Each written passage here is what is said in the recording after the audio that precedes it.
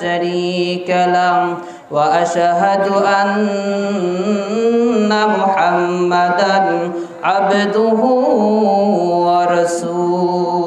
ورسوله أما بعد فإن خير الحديث كتاب الله وخير الهدي هدي محمد صلى الله عليه وسلم وشر الأمور محدثاتها وكل محدثة بدعة وكل بدعة ضلالة وكل ضلالة في النار. أعوذ بالله من الشيطان الرجيم. بسم الله الرحمن الرحيم. ألف لام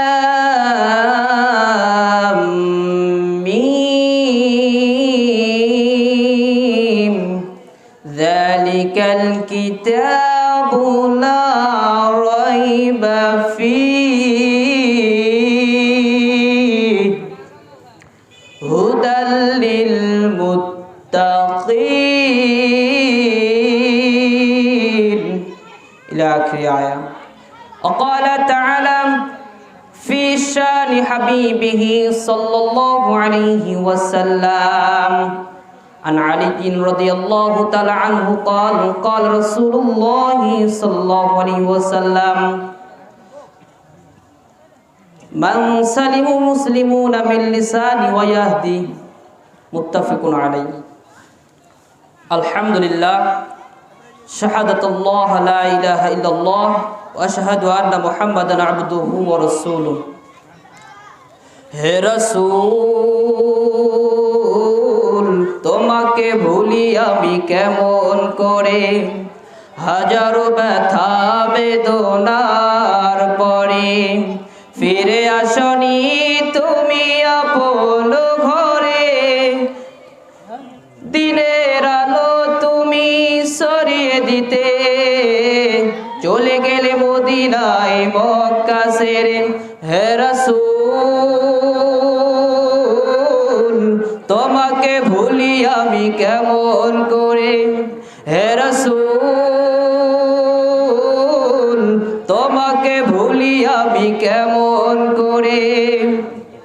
খেয়ে না খেয়ে তিন প্রচারের কাজে নিজেকে দিয়েছো বিলিয়ে, তায়েফের কাফেরেরা চিনল না সে আলো, দুষ্ট ছেলেদের পিছু দিল লেলিয়ে।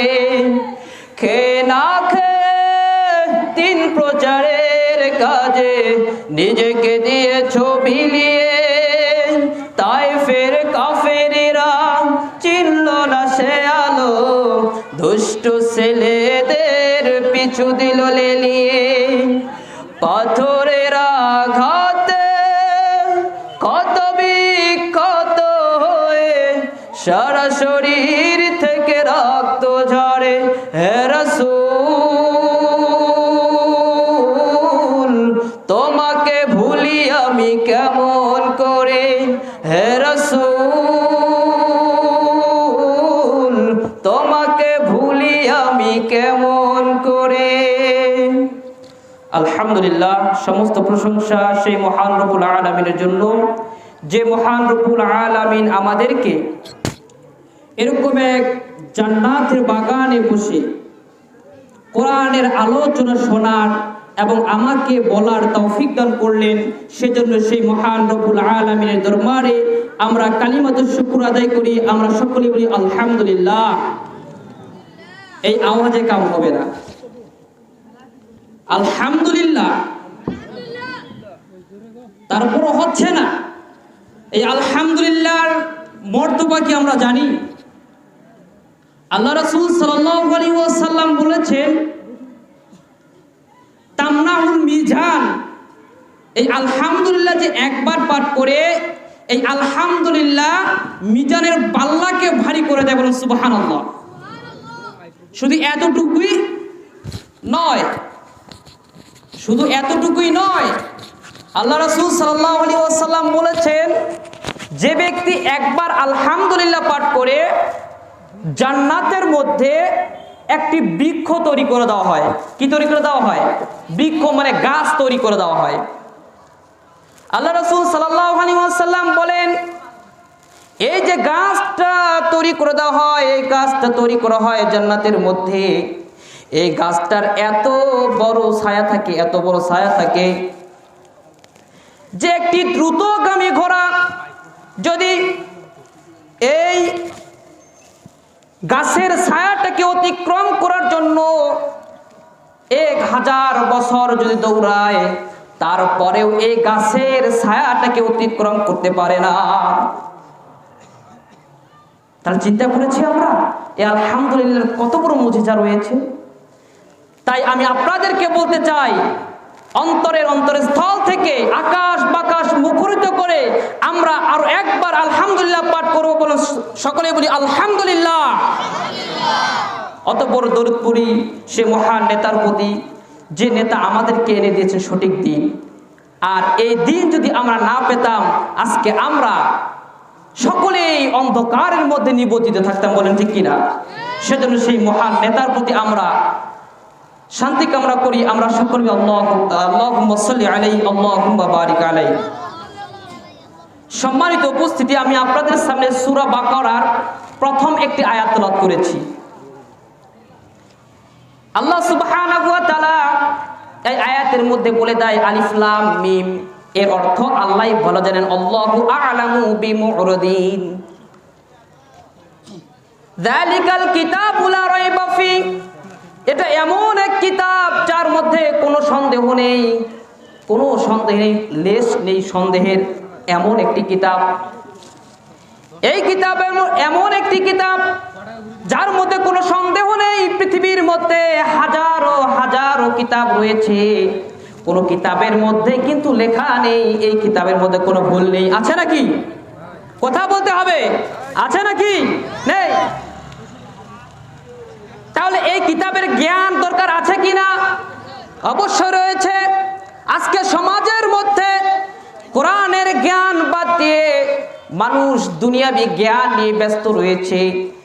আর এই দুনিয়াবি জ্ঞান লাভের জন্য যখন যারা অগ্রসর হয়ে যাচ্ছে, তারা দিনে দিনে নিম্ন স্তরে চলে যাচ্ছে। তার প্রমাণ আছে কিনা? আছে কিনা? এই যে প্রমাণ দেখুন, একটা সঙ্গীত বলে দেই, যেই মেয়েরা চিপা চাপা 3 পিস বানায়, সেই মেয়েদের বলতে হবে সেই মেয়েদের লজ্জা শরম নাই। যেই মেয়েরা চিপা চাপা 3 পিস বানায়, বুঝতে হবে সেই মেয়েদের লজ্জা শরম নাই। যেই মেয়েরা ফেসবুকে ছবি ছাড়ে, মনের খুশি মতো তারা কমেন্ট করে। ঠিক না? দেখবেন সমাজের মধ্যে যারা দুনিয়াবি জ্ঞানের মধ্যে সব সময়ের জন্য নিমজ্জিত রয়েছে, তাদের চলা, তাদের আচার, তাদের আচরণ, তাদের পোশাক, তাদের কি অবস্থা। ফেসবুকের মধ্যে ছবি তুলেছে, তোলার পরে ফেসবুকের মধ্যে ছেড়ে দিয়েছে, আবার উপরে স্ট্যাটাস দিয়েছে। আমি বলতে পারছি না, এমন এমন যেটা স্ট্যাটাস দিয়ে থাকে যে নিজেকে লজ্জা লাগে। তাই কবি বলতেছে, যেই মেয়েরা ফেসবুকে ছবি ছাড়ে, মনের খুশি মতো তারা কমেন্ট করে। বুঝছেন কিনা? যখন এই ছবি যারা যখন ফেসবুকে ছাড়ে, তখন যুবকদের যার যেটা মনে চায় সেটা কমেন্ট করেছে। কেউ বলেছে নাইস, আহ ফ্যান্টাস্টিক, আহ। ঠিক কিনা? যারা ফেসবুক চালান অবশ্যই জানেন। অনেক মুরব্বীরাও এখন ফেসবুক চালায়, তারাও দেখে কি অবস্থা।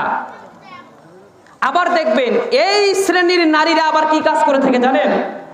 বলি আপনাদেরকে, যেই মেয়েরা ঠোঁটে মুখে মারে কত রং, বাসে উঠে রাস্তাঘাটে খায় কত ঢং। ঠিক কিনা? দেখায় না? দেখায় না? মুখের মধ্যে লিপস্টিক লাগাইছে, টাইট ফিট পোশাক পরেছে, আর তাদের মানে ভাব দেখলেই যেন অন্যরকম অবস্থা। তাই আমি বলতে চাই, যেহেতু যে কিতাবের মধ্যে লা রাইবা ফি, কোনো সন্দেহ নেই, কোনো সন্দেহ নেই, এই কিতাবের জ্ঞান অর্জন করতে হবে, তাহলেই কিন্তু সমাজকে ঠিক রাখা সম্ভব। বলেন ঠিক কিনা? তারও একটা প্রমাণ দিয়ে দেয়। আপনি চিন্তা করেন তো, আপনার বিবেককে প্রশ্ন করে দেখেন, আপনার সমাজের মধ্যে যারা কোরআনের জ্ঞান অর্জন করেছে তারা কোনোদিন বাবা মার সঙ্গে খারাপ আচরণ করেছে নাকি দেখেছেন আপনারা? না। অথচ যারা কোরআনের জ্ঞান অর্জন করেছে, হাদিসের জ্ঞান অর্জন করেছে, তাদেরকে রহ রহ হাজারো প্রমাণ পাওয়া যায় তাদের বাবা মাদেরকে বেশি বেশি ভালোবাসে। আর সমাজের মধ্যে তারাই হচ্ছে উত্তম মানুষ, যারা সমাজের জন্য কল্যাণগামী। আর যারা কোরআনের জ্ঞান অর্জন করে, আমি দেখেছি, বাস্তব প্রমাণ পেয়েছি, এরাই সমাজের জন্য কল্যাণগামী, নচেত অন্য কেউ নয়। তাই আমি আপনাদেরকে বলতে চাই, আকুল আবেদন, আমি আলোচনা করার কোনো ইচ্ছা ছিল না, আমাদের হুজুর বলতেছে না হুজুর আপনাকে করতেই হবে, একটু হলেও আলোচনা করতেই হবে। আমি বলতেছি না হুজুর সময় সংকীর্ণ, আমরা যদি শেষ করে দেই বাকি বক্তারা কি আলোচনা করবে? তাই আজকে ভাঙ্গাচুরা আলোচনা। আমি যে আয়াত তেলাওয়াত করেছি, লা রাইবা ফি হুদাল লিল মুত্তাকিন, এই কিতাবটা হচ্ছে মুত্তাকিদের জন্য হেদায়েত। এরপরে তার গুণাগুলি দেওয়া আছে। তো যা হোক, আমি যেটা আপনাদেরকে বোঝাতে চাচ্ছি যে আমাদের এটা মাদ্রাসা, ইসলামিক প্রতিষ্ঠান, যে প্রতিষ্ঠানের মধ্যে সচরাচর প্রতিনিয়ত কোরআনের তেলাওয়াত। বলেন ঠিক কিনা? আমি চাই আপনাদের বাচ্চাদেরকে আমাদের এই প্রতিষ্ঠানে দেন, ইনশাআল্লাহ আমরা তাদেরকে মানুষের মতো মানুষ গড়াবো।